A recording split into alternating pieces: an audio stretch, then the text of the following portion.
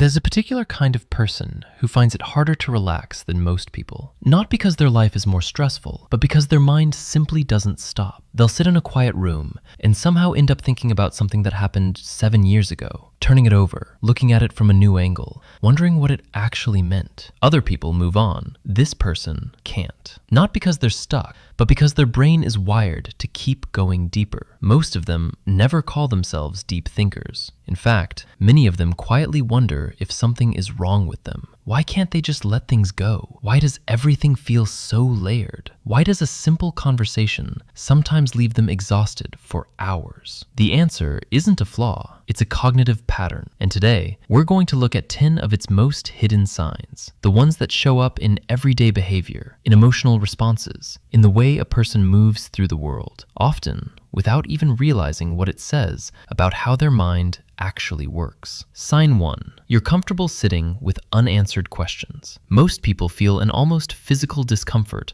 when something doesn't have a clear answer. The brain naturally seeks closure. Psychologists call this the need for cognitive closure, and it's a strong drive in most humans. But deep thinkers tend to resist premature answers. They would rather hold a question open than accept a shallow explanation just to make the discomfort go away. Research in cognitive psychology suggests that people with higher tolerance for ambiguity are often the same people who think most carefully and creatively. So, if you find yourself living inside questions, genuinely curious rather than anxious about them, that's not indecision. That's a sign your brain is working at a deeper level. Sign 2. You notice patterns that other people overlook. Deep thinkers are, at their core, pattern detectors. Where someone else sees a one-time event, you see a recurring theme. Where someone else hears a casual comment, you hear an emotional pattern that's been building for months. This isn't overthinking, although it can feel that way. What's actually happening is that your prefrontal cortex, the part of your brain responsible for analysis and long-term reasoning, is constantly working to connect new information to existing frameworks. This is one of the hallmarks of what psychologists describe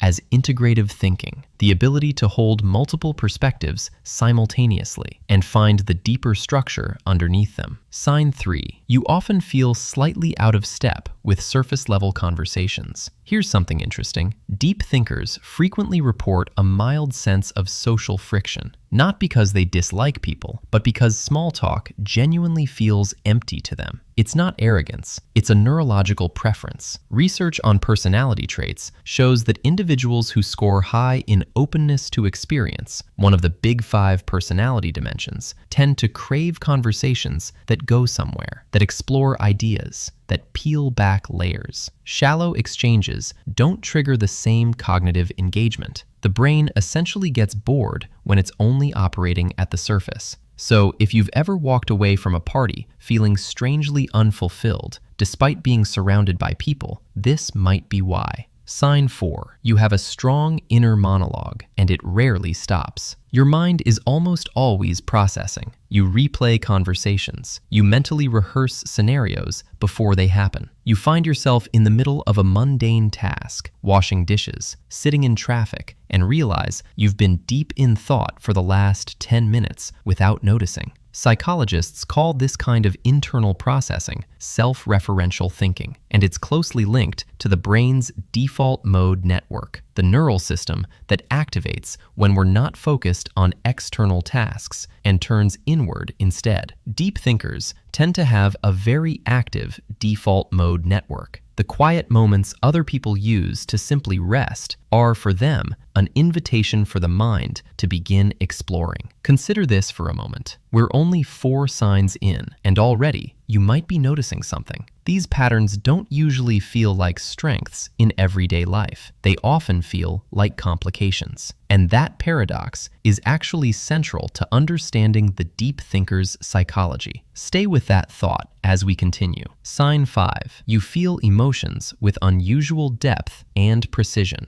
Deep thinkers don't just feel emotions, they tend to think about them at the same time. This is sometimes called emotional granularity, a concept studied extensively by psychologist Lisa Feldman Barrett. Rather than simply feeling bad, a person with high emotional granularity might identify that they're feeling specifically disappointed or quietly resentful, or that strange mix of longing and nostalgia that doesn't quite have a common name. This precision isn't just sensitivity, it's evidence of a brain that is constantly analyzing experience, even emotional experience, searching for meaning and structure. Deep thinkers often feel things more fully because their minds won't let the experience stay simple. Sign 6. You frequently question your own thinking. One of the quiet paradoxes of deep thinking is this: the more carefully someone thinks, the more aware they become of how easily thinking can go wrong. Deep thinkers tend to engage in what psychologists call metacognition, thinking about their own thought processes. They catch themselves mid-assumption and wonder where that belief actually came from. They update their opinions when new evidence arrives, without experiencing it as a personal defeat. This self-questioning might occasionally look like self-doubt from the outside, but inside, it's actually a sign of intellectual honesty, an unwillingness to let convenient thinking replace careful thinking. Sign 7. You need time alone to recharge and to think clearly. Solitude isn't isolation for a deep thinker. It's a functional need. When your mind is processing at the depth we've been describing, tracking patterns, analyzing emotions, running internal conversations, questioning assumptions, the presence of other people adds a significant cognitive load. Social environments demand a portion of your attention all the time, even when nothing important is happening. For the deep thinker, solitude is when the real internal work can continue uninterrupted. Studies on introversion and cognitive processing suggest that people who prefer quieter environments for thinking tend to process sensory and social information more thoroughly, which is why external noise feels proportionally more draining to them. Sign 8.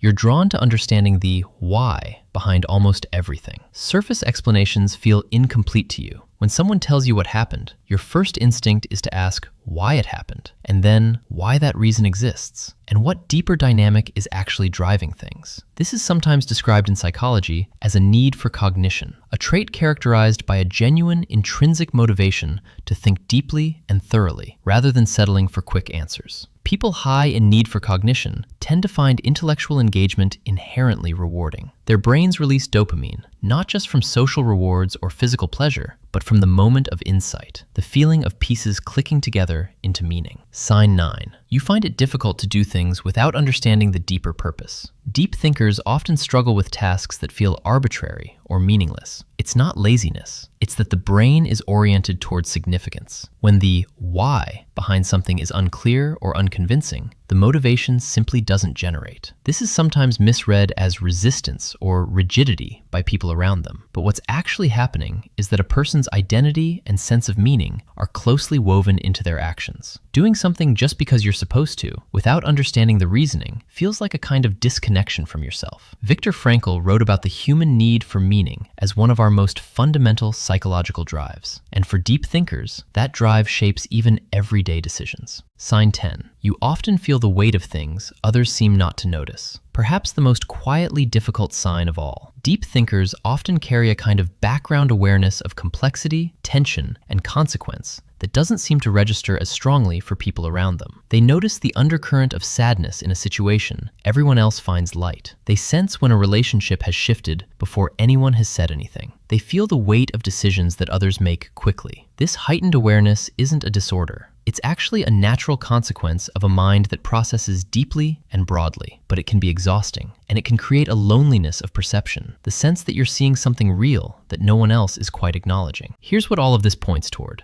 Deep thinking isn't a personality type you choose. It's a cognitive and emotional orientation, a particular way the mind engages with experience that shapes nearly everything about how you move through the world. The patterns we've explored today don't make someone superior. They come with their own challenges, their own forms of exhaustion, their own social friction. But understanding these patterns, really recognizing them in yourself, changes something. Because when you understand why your mind works the way it does, the things that once felt like flaws start to look like something else entirely. Not weaknesses, just the particular shape of a mind that refuses to stop looking deeper. And that, in its own quiet way, matters.